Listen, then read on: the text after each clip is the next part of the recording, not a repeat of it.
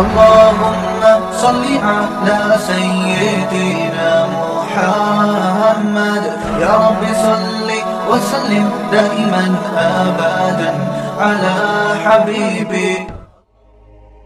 دیکھو اللہ تعالیٰ نے جو ہمیں قرآن میں آیات بتائی ہیں یہ سب ہمیں اللہ کی طرف کھینچتی ہیں کہ ہم اللہ کے بن کے رہیں, جیسا جیسے اللہ کہہ رہے ویسے کریں, اپنے عمل کو درست کریں.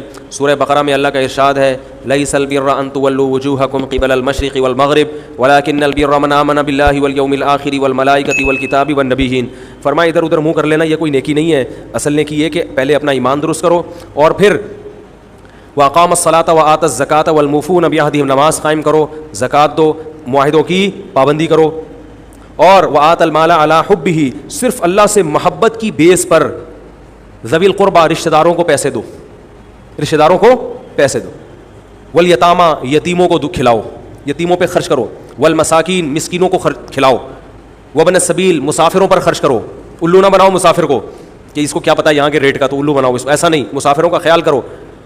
تو یہ 4 قسم کے طبقے پر احسان کرو, اور نماز بھی قائم کرو اور زکوٰۃ الگ سے دو.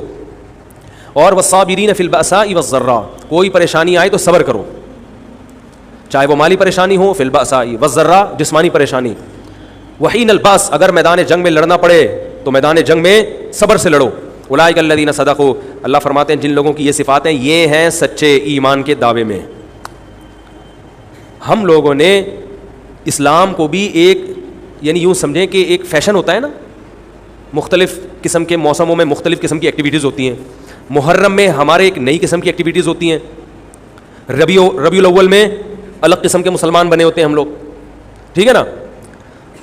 تو یہ 2 مہینے خاص طور پر ایسے ہیں جس میں یہ 2 مہینے کی جتنی ہماری ایکٹیویٹیز ہیں وہ سب ہم اخپل طریقے سے گزارتے ہیں, جس طرح اللہ اس کے رسول نے بتایا اس طرح سے نہیں گزارتے. اسلام میں کسی کی یوم ولادت یا یوم شہادت یا یوم وفات اس کو کوئی اہمیت نہیں دی گئی ہے.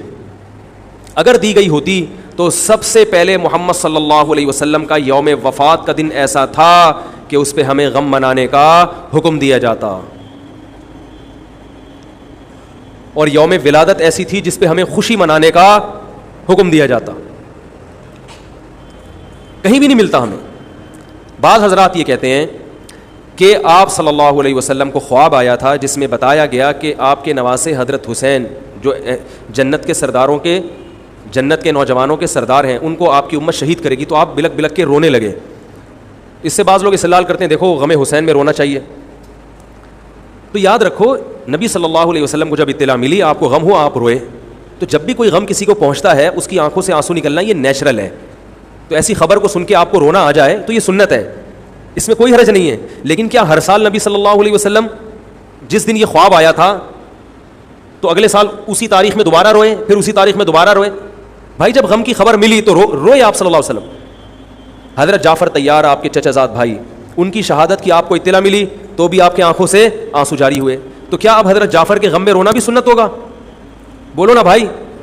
اگر آپ صلی اللہ علیہ وسلم حضرت عثمان کے دور میں زندہ ہوتے اور اس طرح بے دردی سے حضرت عثمان کو شہید کیا جاتا تو کیا آپ نہ روتے ہیں بھائی؟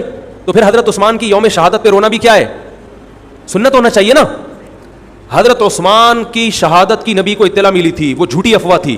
صلح حدیبیہ کے موقع پر آپ صلی اللہ علیہ وسلم نے حضرت عثمان کو قاصد بنا کے بھیجا, اطلاع ملی کہ ان کو شہید کر دیا. آپ ایسا درد اور ایسا غضبناک ہوئے کہ آپ نے 1400 صحابہ سے موت پر بیعت کی. تو جب آپ کو سچی مچی کی اطلاع ملتی کہ واقعی, ابھی تو افواہ تھی, یقین نہیں تھا, جب آپ صلی اللہ علیہ وسلم کو حقیقت میں اطلاع ملتی کہ آپ شہید ہو گئے تو کیا آپ نہ روتے؟ آپ صلی اللہ علیہ وسلم کو اپنی نواسی آپ کی گود میں تھی, اس کا انتقال ہوا, آپ کی آنکھوں سے آنسو جاری ہوئے. صحابہ نے کہا یا رسول اللہ آپ تو ہمیں صبر کی تلقین کرتے ہیں, آج آپ رو رہے ہیں.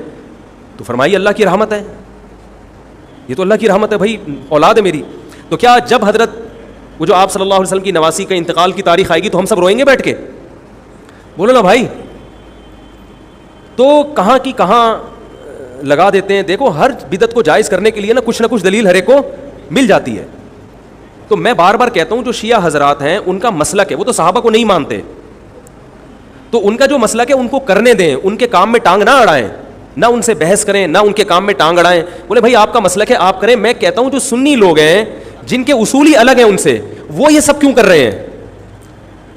بھائی یا تو ادھر ہو جاؤ شیعہ بن جاؤ, کس نے روکا ہے؟ کوئی گورنمنٹ کی طرف سے پابندی تھوڑی ہے, کوئی پابندی نہیں ہے. آپ شیعہ بن جائے, کوئی نہیں روکے گا آپ کو. کوئی شیعہ سنی بننا چاہے اسے کوئی نہیں روکتا, کوئی سنی شیعہ بننا چاہے اسے کوئی نہیں روکتا. لیکن جب آپ سنی ہیں تو پھر آپ کو ان اصولوں پہ چلنا پڑے گا جو اہل سنت والجماعت علماء نے بتائے ہیں. اہل سنت والجماعت کے ہاں رونا عبادت نہیں ہے. ہاں آپ نے کسی دن کربلا کا واقعہ سنا, چاہے محرم میں سنا, ربیع الاول میں سنا, حضرت حسین رضی اللہ تعالیٰ عنہ کی ایک جو دردناک شہادت کا واقعہ آپ نے سنا, آپ کو رونا آ گیا, تو یہ عین ایمان کی علامت. میرے بیان اب ویڈیو ریکارڈ ہوتے ہیں, پہلے ریکارڈ نہیں ہوتے تھے, آڈیو چلتے تھے. تو میں نے 2 دفعہ زندگی میں پہلی دفعہ جب یہ واقعہ بیان سنا, بیان کے دوران میں بھی رو رہا تھا اور سننے والے بھی رو رہے تھے, نیچرلی آ گیا رونا. پھر دوبارہ میں نے یہ واقعہ بیان کیا, مجھے بھی رونا آ گیا اور سننے والوں کو بھی آ گیا. یہ نیچرل جو آ گیا. لیکن اگر میں اس لیے بیٹھوں کہ میں روؤں, آج میں پروگرام ہے باقاعدہ, بولو بھائی, رونے کا, اور آپ کو بھی رلاؤں گا, اور وہ محرم کا واقعہ میں اگر ربیع الاول میں بیان کروں گا تو رونا آ گیا مجھے. تو جو خود سے کسی کا واقعہ سن کے رونا آ جائے اس پہ پابندی نہیں ہے, بلکہ اہل بیت سے محبت کی علامت ہے. لیکن یہ واقعہ جب ہم نے بیان کیا حضرت حسین کا تو مجھے رونا آیا. بالکل اسی طرح رونا جب حضرت عثمان کا واقعہ بیان کیا تو بھی آیا. ظلم تو ان پر بھی ہوا تھا, کوئی کم تھوڑی ہوا تھا. بلکہ مجھے یاد ہے جب میں نے پہلی دفعہ نبی صلی اللہ علیہ وسلم کی سیرت پڑھی, بالکل چھوٹا بچہ تھا میں اس وقت, میری عمر 9 یا 10 سال ہوگی, اور وہ آپ صلی اللہ علیہ وسلم کی وفات کا واقعہ لکھا تھا. تو اتنے بچے میں تو اتنی سمجھ نہیں ہوتی, لیکن جب مجھے یاد ہے میں پڑھ رہا تھا تو مسلسل آنکھوں سے آنسو بہ رہے تھے. ایسا دردناک واقعہ نبی صلی اللہ علیہ وسلم کی وفات کا. تو وہ تو کسی کے بھی وفات کی خبر جب ہم سنتے ہیں تو نیچرلی رونا آتا ہے انسان کو. کبھی وہ انسان کوشش تو برداشت کرنی چاہیے. لیکن اب ہمارے ہاں واقعات سنا کے باقاعدہ رونے کے پروگرام ہوتے ہیں. یہ اسلام کی تعلیمات نہیں ہے, یہ اسلام کی تعلیمات نہیں ہے, کیونکہ اسلام میں صبر کا حکم ہے. جو خود سے رونا آ جائے نا انسان کو تو وہ ایک نیچرلی ہے. اور کربلا کا واقعہ صرف اس نیت سے بیان کرنا کہ تاکہ میں بھی رہوں آپ بھی رہو, یہ غلط ہے. یہ اہل سنت والجماعت کے ہاں یہ اسلامی تعلیمات کے منافی ہے. سمجھ میں آ رہی ہے بات کہ نہیں آ رہی؟ اور کسی مخصوص دن کے ساتھ تو ویسے بھی خاص نہیں ہے یہ. اور ویسے بھی شریعت میں صحیح بخاری مسلم کی حدیث ہے, آپ صلی اللہ علیہ وسلم نے نوحہ کرنے والی عورتوں پہ لعنت, نیاحہ کہتے ہیں چیخنا چلانا. آپ کو پتہ ہے زمانے جاہلیت میں جب کسی کی میت ہوتی تھی تو باقاعدہ پیسے دے کے عورتوں کو رلوایا جاتا تھا, پیسے دے کے. آج بھی بہت جگہوں پہ یہ ہو رہا ہے, پیسے دے کے رلوایا جاتا ہے. تو نبی نے تو ان عورتوں پہ لعنت کی ہے جو فری میں روتی ہیں, پیسے دے کے نہیں, جو فری میں میت پہ روتی ہیں. اور چیخ چلا کے رونا تو ویسے ہی حرام ہے اسلام میں. میت پہ جب بھی نبی صلی اللہ علیہ وسلم روئے ہیں آپ کی آنکھوں سے آنسو, بس چیخ چلا کے نہیں روئے ہیں. حضرت جعفر طیار بھی تو اہل بیت میں سے تھے. جب شہید ہوتے ہیں آپ کی 4 جوان بیویاں بیوہ ہوتے ہیں, چھوٹے چھوٹے بچے یتیم ہو جاتے ہیں, تو ان کی بیویاں جب روتی ہیں تو گھر سے باہر آواز آتی ہے. آپ نے پہلی دفعہ سمجھایا جا کے کہ ان سے بولو اپنی آوازوں کو پس کرو. جب دوبارہ تو آپ نے فرمایا منہ پہ خاک پھینک دو جا کے. حالانکہ ان کا جو رشتہ حضرت جعفر طیار سے تھا وہ ہمارا نہیں ہے, ہم تو بہت دور کے ہیں. اہل بیت سے جو جتنا ان کی بیویوں کا رشتہ ہے اتنا تو ہمارا نہیں ہے نا. ان کو چیخ کے رونے کی اجازت نہیں دی. اور آج ہمارے ہاں کیسے ہوتا ہے, ہاں ہو چیخ رہے ہیں, پیٹ رہے ہیں. گریبان چاک کرنا اسلام میں حرام ہے, روتے ہوئے گریبان چاک کرنا, اس پہ لعنت ہے نبی صلی اللہ علیہ وسلم کی. تو آج گریبان بھی چاک ہو رہا ہے, رو بھی رہے ہیں, پیٹ بھی رہے ہیں. تو بھائی وہ شیعہ حضرات کا ایک مسلک ہے, ان کی رائے ہے, ان کو ان کی رائے پہ چلنے دو. آپ جو اہل سنت والجماعت کو فالو کرتے ہو تو یا تو ادھر ہو جاؤ یا ادھر ہو جاؤ, درمیان میلہ لٹکو. درمیانی آدمی کہیں کبھی نہیں ہوتا. درمیان کی جو جنس ہے وہ کہیں کی ہوتی ہے.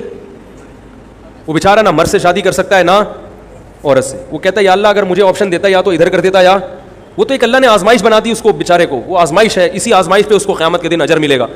لیکن اپنے اختیار سے انسان بیچ کا بننے کی کوشش کرے یہ ٹھیک نہیں ہوتا. اپنے اختیار سے یا تو شیعہ بن جاؤ یا پورے سنی بن جاؤ.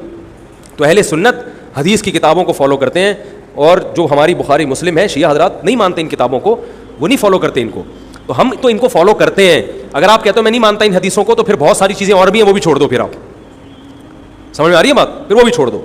ہم تو ان کتابوں کو فالو کرتے ہیں. ہمارے نبی صلی اللہ علیہ وسلم کے حکام ہیں, میت پہ رونا پیٹنا منع. جب حضرت حسین رضی اللہ تعالی عنہ کا قتل ہوا ہے کربلا میں, اور یقیناً یہ بہت بڑا بدترین ظلم تھا تاریخ کا, تو حضرت جو آپ کے اہل بیت جو باقی بچ گئے تھے ان کا کیا ری ایکشن تھا, جو صحیح اسناد سے جو چیزیں ثابت ہیں ان کا کیا ری ایکٹ تھا. کیا امام زین العابدین نے اس طرح سے نوحے کیے تھے کہ آپ نے سینوں کو پیٹا تھا؟ انہوں نے صبر کیا تھا انہوں نے. اور یہی اہل بیت کی شان تھی.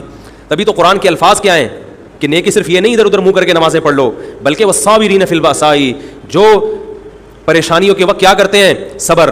تو ہماری نظر میں حضرت حسین کا قتل بھی ایک بہت بڑی ٹینشن, بہت بڑی پریشانی, مگر اس پر ہمیں صبر کا حکم ہے. اگر ہمارے اندر انتقام کی طاقت ہوتی تو انتقام لے لیتے ہم. جو بھی قاتلان حسین تھے ہمیں پتہ چلتا کہ یہ ہے, ہم انتقام لیتے ہیں ان سے. اگر انتقام نہیں لے, وہ تو چلے گئے دنیا سے اپنے ٹھکانوں کو, جس نے جہنم رسید ہونا تھا وہ تو جہنم رسید ہو چکا ہے. اور اللہ نے حضرت حسین رضی اللہ تعالیٰ عنہ کو شہادت کی برکت سے جنت کے جوانوں کا سردار بنا دیا ہے. تو جس کا جو ٹھکانہ تھا, جس ملعون نے جہاں جانا تھا وہ چلا گیا. اب قرآن کیا کہہ رہا ہے, تلک امۃ قد خلت, جہاں بھی قرآن ایسے واقعات بیان کرتے ہیں, یہ قوم تھی جو گزر گئی, لہا ما کسبت, جس نے جو کیا اس کا بدلہ ملے گا, ولکم ما کسبتم, اب تمہارے اعمال اللہ دیکھے گا. اعمال کا مطلب دیکھے گا جن چیزوں کو اللہ نے حلال کیا تم اس پر عمل کرتے ہو, جن چیزوں کو حرام قرار دیا اس سے بچتے ہو کہ نہیں بچتے, یہ چیزیں دیکھی جائیں گی. تو محرم کے ایک الگ, ہمیں محرم نبی صلی اللہ علیہ وسلم کی زندگی میں ہمیشہ آیا ہے, اس میں کیا احکام ہے. محرم میں آپ نے نکاح بھی کیا ہے, محرم منحوس نہیں ہے, محرم تو اشہر حرم میں سے ہے, برکت والا مہینہ ہے, اس میں جو کام کیا جائے گا اس میں برکت ہوگی. اس میں شادی بیاہ کریں گے اس میں انشاءاللہ برکت ہوگی, اس میں کوئی اور عبادت کریں گے اس میں برکت. نبی صلی اللہ علیہ وسلم نے محرم کی الگ فضیلت بیان کی کہ اس میں عبادت کا ثواب, محرم کے روزوں کا ثواب عام مہینوں سے زیادہ ہے. تو یہ سب ہماری شریعت کی تعلیمات ہیں. تو ہمیں ایک طرف ہو جانا چاہیے, ہمیں اسی کو فالو کرنا چاہیے. ہاں یہ وہ دور نہیں ہے کہ آپ دوسروں پہ جا کے انگلیاں اٹھائیں, تم یہ کیوں کر رہے ہو, یہ کیوں, بس چھوڑ دو اس کو, جو جب اس کو سمجھ میں آئے گی تو آ جائے گا, نہیں آئے گی تو 73 فرقے ہیں نا, تو یہ آپ تھوڑی ختم کرو گے, یہ حضرت عیسیٰ علیہ السلام آ کے ختم کریں گے. تو جو کام عیسیٰ علیہ السلام کا ہے وہ خود کرنے کی کوشش, بولو بھائی, مت کرو. آپ دیکھو کہ ان میں جو صحیح ہے اس کو فالو کرو, باقی بھائی جیسا کر رہے ہو. ہمارے پاس نہ کوئی پولیس ہے نہ کوئی پاور ہے, پولیس بھی ہوتی تو بھی کچھ نہیں کرتی. ہم اگر پولیس میں ہوتے تو کیا کر لیتے. فساد ہوتا ہے ان چیزوں سے. افغانستان میں جب طالبان کی حکومت تھی, بھائی کون سی والی گھڑی صحیح ہے, میری گھڑی میں تو کیا ٹائم ہو رہا ہے, کبھی آگے چلیے. اچھا پھر ابھی بس اذان ہونے والی ہے, ٹھیک ہے بتا. تو کیا کہہ رہا تھا یار میں, وہاں افغان طالبان کی جب حکومت تھی 5 سال, تو انہوں نے بھی شیعہ کی امام بارگاہ کو ختم نہیں کیا تھا. سمجھ رہے بات کو, ایک حد بندی کر دی تھی, ختم نہیں کیا انہوں نے بھی شیعوں سے سلو کی تھی, مذاکرات کیے تھے. بھائی ٹھیک ہے آپ اپنی امام بارگاہ کے اندر جو آپ کی ایکٹیویٹیز ہیں آپ وہ کرو. حالانکہ کتنی پاورفل حکومت تھی, اس لیے کہ اتنی بڑی تعداد میں انہوں نے کہا بھائی ہم کیسے پابندی لگائیں, ایک پورا ایسے ممکن نہیں ہے ہمارے لیے. تو گورنمنٹ کے لیے بہت سی چیزیں ممکن نہیں ہوتی, پابندیاں نہیں لگا سکتی گورنمنٹ. تو جو طالبان نہیں ختم کر سکے, حالانکہ طالبان سنی مسلک کے تھے اور وہ شیعہ بالکل ایک, میں نے وہاں امام بارگاہ میں اذانیں بھی سنی ہیں, ریڈیو پہ اذان آتی تھی امام بارگاہ سے, میں نے خود سنی ہے کہ بھائی میں نے یہ کہاں سے آ رہی ہوں, افغانستان سے. میں اس وقت اذان, افغانستان کا چینل اس وقت آتا تھا طالبان کا اردو میں چینل, تو اس میں اذان آ رہی ہوتی تھی شیعہ حضرات کی. تو فرقواریت کا یہ طریقہ ختم کرنے کا نہیں ہے کہ آپ جا کے ان کو چھیڑیں تنگ کریں. بھائی یہ بہت عرصے سے چلے آ رہے ہیں, چلتے رہیں گے. جو صحیح ہوگا اس کو حضرت عیسیٰ علیہ السلام نافذ کر دیں گے, جو غلط کو ڈیلیٹ کر دیں گے خود ہی. اگر ہم غلط ہوئے تو حضرت عیسیٰ علیہ السلام سب سے پہلے ہماری گردنیں اڑا کے ہمیں ڈیلیٹ کر دیں گے, ٹھیک ہے نا. اگر وہ غلط ہوئے تو ان کو ختم کر دیں گے. تو یہ ان کا کام ہے, آج کسی کے بس میں یہ نہیں ہے. تو میں یہ اس لیے کہہ رہا ہوں کہ لڑو مت, گالی گلوچ مت کرو, فیس بک پہ ایک دوسرے کے خلاف نیگیٹو کمنٹس مت کرو, کیونکہ ہم اختلافات کے متحمل نہیں ہیں. ہمیں بہرحال قومی سطح پہ ایک ہی بن کے رہنا ہے. پاکستان کے مقابلے میں جو ہمارے دشمن ہیں ان کے مقابلے میں ہمیں ایک بن کے رہنا. جہاں تک مذہب کا تعلق ہے, بھائی آپ کا مسلک اجازت دیتا ہے آپ کریں, ہمارا مسلک ہمیں اس کی اجازت, ہمارا مسلک ہمیں ماتم دیکھنے کی بھی اجازت نہیں دیتا. سمجھ میں آ رہی ہے بات, ہمیں دیکھنے کی بھی اجازت نہیں, ہم دیکھیں گے بھی نہیں. آپ کا مسلک ہے آپ کریں. تو لڑنا بھڑنا نہیں ہے, میں صرف یہ کہہ رہا ہوں کہ ایک طرف ہو جاؤ, یا ادھر یا بولو بھائی ادھر ہو جاؤ. تو ہم یہ چیزوں کو غلط سمجھتے ہیں, نہ ماتم کو جائز سمجھتے ہیں, نہ رونے پیٹنے کو جائز سمجھتے ہیں. جس طرح سے رویا جا رہا ہے, کسی کو واقعہ کربلا سن کے رونا آ جائے, یہ ایمان کی علامت ہے اہل بیت, لیکن یہ کوئی سنت عمل نہیں ہے کہ باقاعدہ اس کو رلانے کے لیے آرڈر پہ بٹھایا جائے کہ چلو کربلا کا واقعہ سن کے رونا سنت ہے تو آپ بیٹھو تو رو. ایسا نہیں ہے, کچھ ایسی شریعت میں نہیں ہے. اللہ تعالیٰ سے دعا ہے کہ اللہ تعالیٰ ہمیں اہل سنت والجماعت میں اگر ہم ہیں تو حقیقی معنوں میں اس میں داخل کر لے, اور پھر اسی کو فالو کرنے کی توفیق عطا فرمائے. سبسکرائب کیجئے ڈیلی مسئلہ 1 منٹ کو, اور صدقہ جاریہ کے لیے شیئر کریں.